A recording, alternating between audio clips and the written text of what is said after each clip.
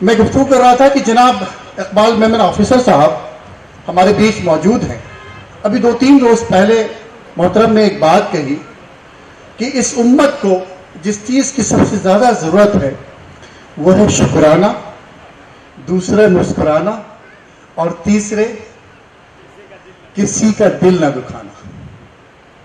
यकीनन इन कैफियत के साथ अगर कम्युनिटी काम करे तो बहुत सारी तब्दीलियाँ लाई जा सकती हैं। मैं इंतहाई अदब व एहतराम के साथ बगैर मुखल हुए जनाब इकबाल मेमन ऑफिसर साहब से गुजारिश करूंगा, इकबाल भाई पर्ल्स एकेडमी के जो मैनेजिंग टीम है आप उसके रुकन भी हैं, जनाब इकबाल मेमन ऑफिसर साहब। नहमदहु नसल्ली अला रसूलिल करीम, अम्मा बाद, बिस्मिल्लाहिर रहमानिर रहीम। यूसुफ भाई और रियाज भाई बड़ी दूरअंदेशी से काम लिया, क्योंकि आज सारे करीम लोग हैं और तालीम और तरबियत के मदाह हैं। इसके लिए किसी को स्टेज पर नहीं बुला करके इसी को स्टेज समझ लीजिए। सारा जो है ऑडियंस वो स्टेज ही है। हर आदमी ये समझे कि हम स्टेज पर बैठे हुए हैं। मेरी खुशकिस्मती है कि 20 फरवरी 2020 जब संग बुनियाद पल्स एकेडमी का रखा जा रहा था तो मौलाना बस्तानवी और मैं, अल्हम्दुलिल्लाह मुझे फ़ख्र है कि हमारे हाथों से इसकी बुनियाद पड़ी और आज जो है ये ऐसा परवान चढ़ा है जो सिद्दीक भाई अशफाक सिद्दीक जान मोहम्मद मोती वाला, ये तीसरी पीढ़ी है और मेरे ताल्लुकात तीनों से हैं। जान मोहम्मद मोती वाला ऑल इंडिया मेमन जमात फेडरेशन के वाइस प्रेसिडेंट रहा करते थे और मैंने उनसे बहुत कुछ सीखा है।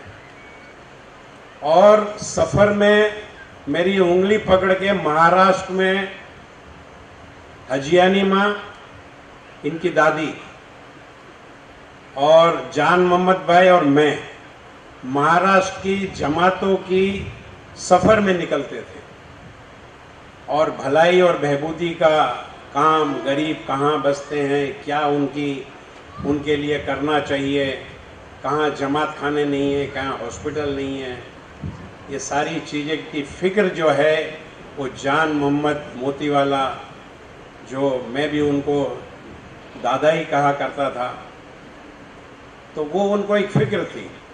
धोरा जी से वो बचपन में आए औरंगाबाद, और समझ लीजिए कि आम मेमन बरादरी जिस तरह पूरे हिंदुस्तान में और पूरी दुनिया में गई और वो खाली हाथ ही गई, तो उन्होंने कुछ रकम और मूड़ी तो थी नहीं, तो उन्होंने देखा कि भी क्या करना चाहिए, तो ज़मीन की ब्रोकरेज का दलाली का काम उन्होंने शुरू किया।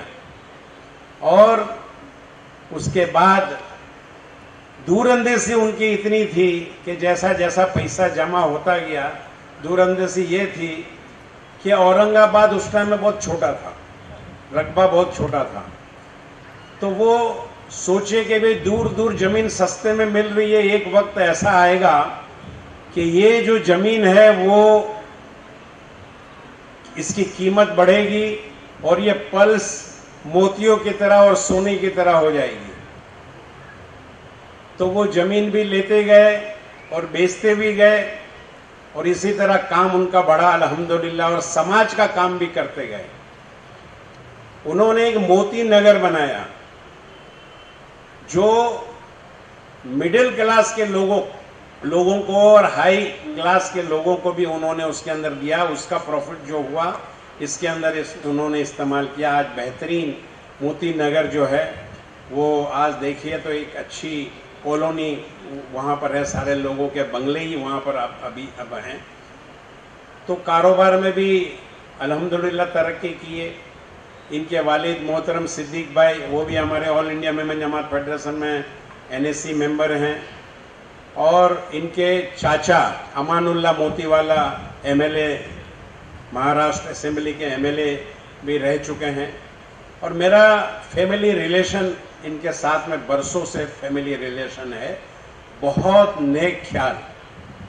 और आप जाएंगे तो आप देखेंगे ये मॉल किसका है तो मोती वाले का, ये दुकानें किसकी है मोती वाले की, ये बंगले किसके हैं मोती वाले के। मगर इनके अंदर कभी भी घमंड और फखर कभी भी हमने नहीं देखा। ये ज़मीन को छू करके आसमान पे भले उड़ रहे हैं मगर ज़मीन को पकड़ करके चलने वाली फैमिली ये है। और अल्हम्दुलिल्लाह बहुत तरक्की की और इनके अंदर ये जो एजुकेशन का जो शौक़ पैदा हुआ ये जो है समाज का ही देन है। इन्होंने देखा कि समाज जो कैसर खालिद साहब ने बहुत अच्छी बात करी कि हम कहाँ हैं आज, हमारी हैसियत क्या है।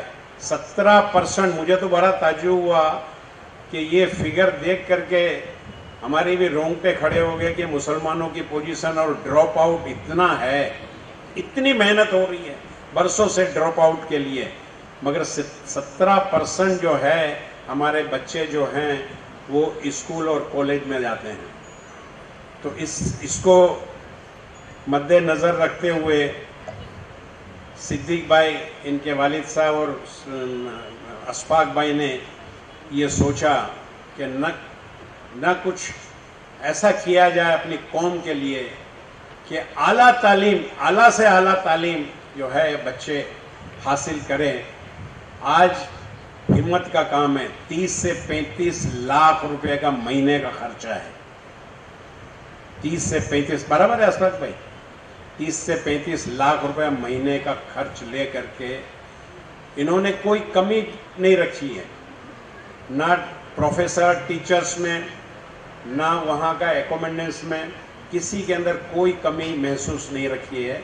अल्हम्दुलिल्लाह आला तालीम वहाँ पर हासिल हो रही है। और 2 साल कोविड के दौर के अंदर भी इन्होंने बराबर वहाँ पर जो है कंस्ट्रक्शन का और स्कूल का काम बिल्कुल जारी रखा है। एक अच्छी फिक्र।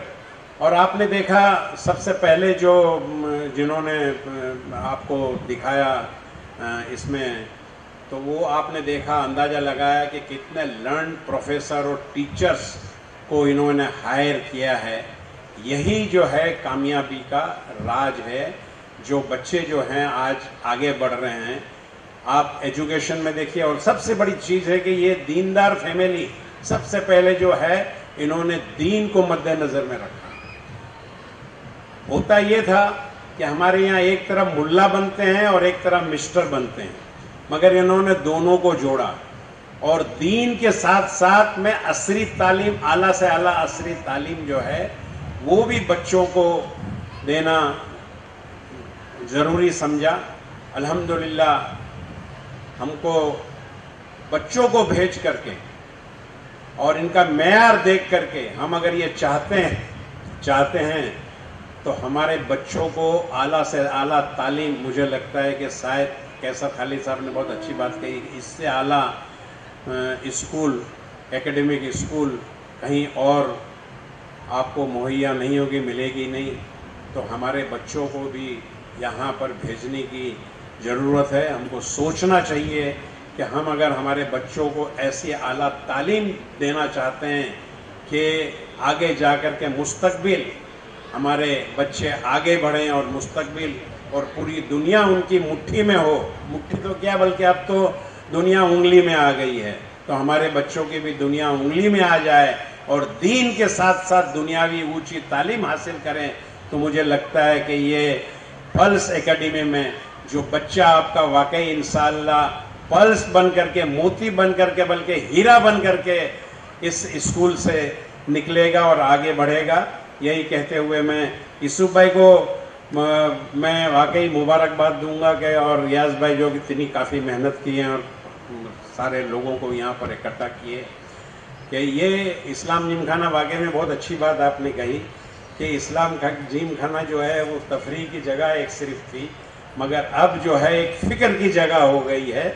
यहाँ से फ़िक्र पैदा होती है, लोग यहाँ से फ़िक्र ले करके यहाँ से जाते हैं।